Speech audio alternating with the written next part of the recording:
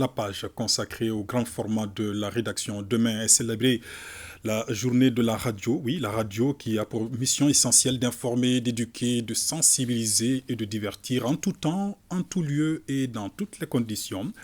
Mais un constat sur les ondes foisonne de plus en plus des dérives, dénigrements de personnalités ou encore de la propagande négative. Pourquoi?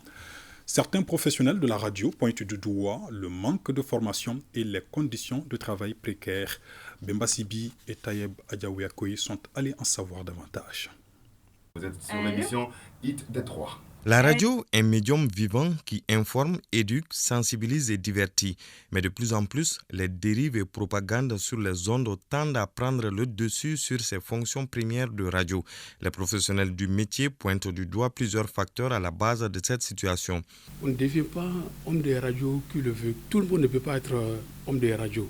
Mais on constate ici à Bamako, il y a certaines personnes qui se lèvent du jour au lendemain sans formation ni rien, prendre le micro et dire tout ce qu'ils veulent. La situation, c'est tout d'abord le fait qu'on assiste actuellement à Bamako à une floraison des radios. C'est une porte ouverte à toutes sortes de dérives. Et certains en font même pour faire des règlements de compte. Je ne suis pas contre le fait qu'il y ait une floraison des radios à Bamako ou la liberté d'expression ou autre chose, mais le minimum doit être de rigueur dans ces radios afin qu'on puisse avoir de la qualité. Parlant de contrat de travail entre les organes qui emploient et leurs salariés, et ce qui peut être à la base des dérives, lorsque le radioteur, entre guillemets, n'est pas à l'abri des tentations, n'est pas à l'abri, est dans le besoin, en tout cas de joindre les deux bouts, il va jouer un certain jeu qui peut aller à l'encontre de l'éthique et de la déontologie de son métier. La première cause, ou la première raison, il faut que le journaliste qui parle sur une antenne soit un journaliste bien formé, qu'il respecte la déontologie, qu'il respecte l'éthique. Et cela passe nécessairement par la formation. Le journaliste bien formé passerait difficilement dans les dérives. Des dérives qui sont dues donc au manque de formation et aux conditions de travail précaires qui mettent en mal l'éthique et la déontologie de la profession. Nos interlocuteurs proposent plusieurs pistes de solutions pour juguler ce problème. Chacun, en ce qui le concerne, a une partition à jouer.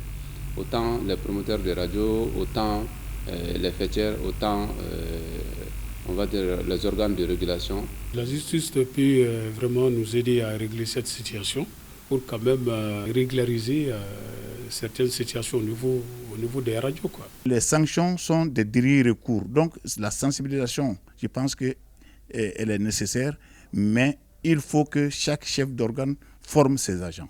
Pour gicler, franchement, je pense qu'il va d'abord réglementer au niveau de la HAC.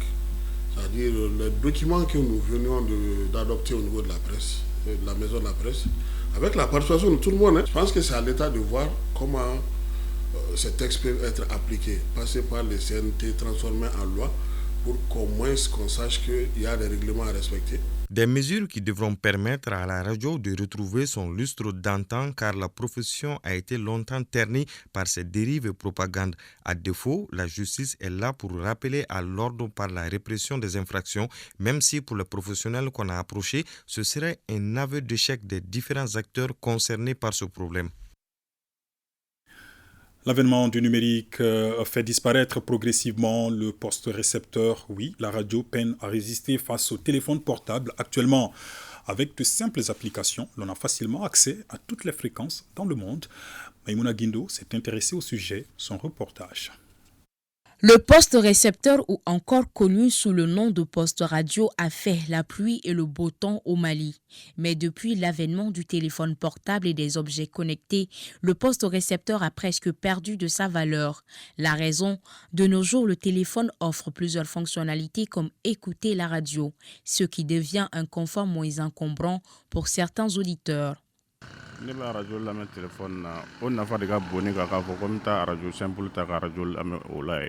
Mon téléphone est mon outil de travail. Je fais tout mon boulot avec. C'est plus pratique d'écouter la radio avec le téléphone que le poste récepteur qui demande un peu d'effort. Déjà que la radio se trouve dans le téléphone, c'est plus avantageux selon moi. J'ai le poste récepteur ici, mais avec mon téléphone, j'écoute la radio. Parce qu'avec les déplacements et autres, là, on ne peut pas amener ici, là, avec la radio. Le poste récepteur, ce n'est pas facile.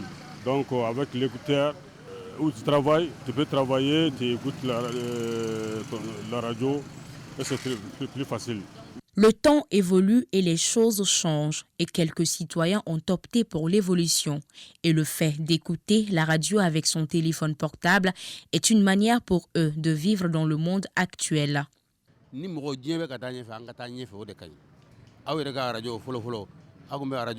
À l'époque, il y avait un endroit où tout le monde se regroupait pour écouter Radio Mali. Après, le poste récepteur est venu et maintenant chacun peut écouter individuellement sa radio avec son téléphone. Et un moment viendra où on verra quelque chose de nouveau encore. C'est une bonne chose de voir des nouveautés.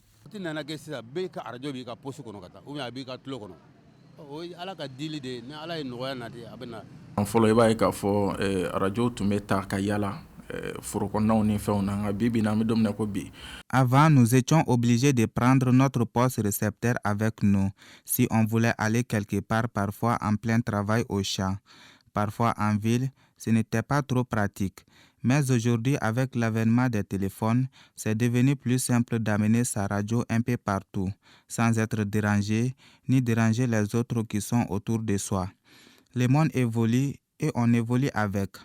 L'intérêt même de disposer d'un poste radio est de pouvoir à tout moment être à l'écoute de ses stations préférées pour casser le silence et rester informé. Pour ce fidèle auditeur de la radio, aucune évolution ne pourra remplacer son bon vieux poste récepteur. Bon, le téléphone, c'est un nouveau modèle. Hein. Le premier constat est que les gens ont tendance toujours à écouter les radios, les téléphones, les sons avec les téléphones.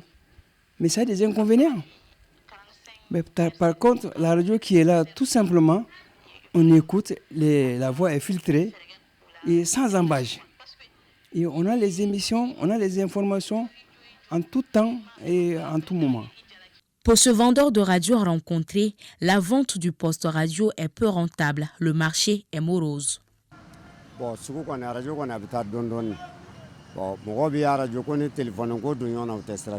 Le marché est trop lent en ce moment. Les téléphones ont son utilité et les postes récepteurs également. Par exemple, moi j'écoute mes informations seulement qu'avec le poste récepteur. Mon travail, c'est de vendre les postes radio, donc je valorise ce que je fais. C'est mon fidèle compagnon.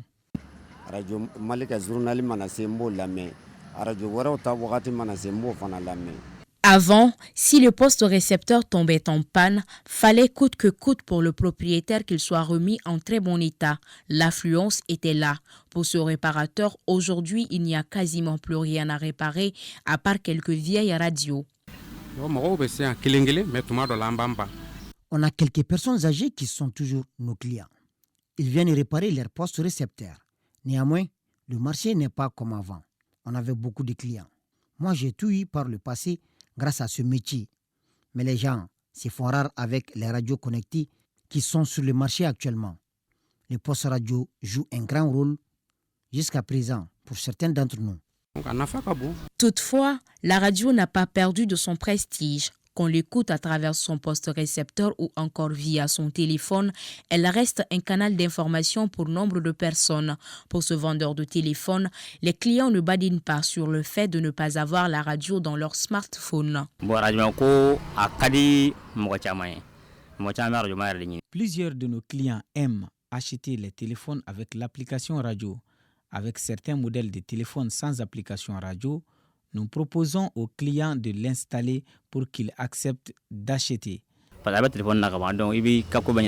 En somme, si les avancées technologiques autour de la radio permettent aujourd'hui de nous apporter le confort et la simplicité comme l'accès à l'information, il est aussi important de rappeler que le poste radio aura toujours une valeur historique.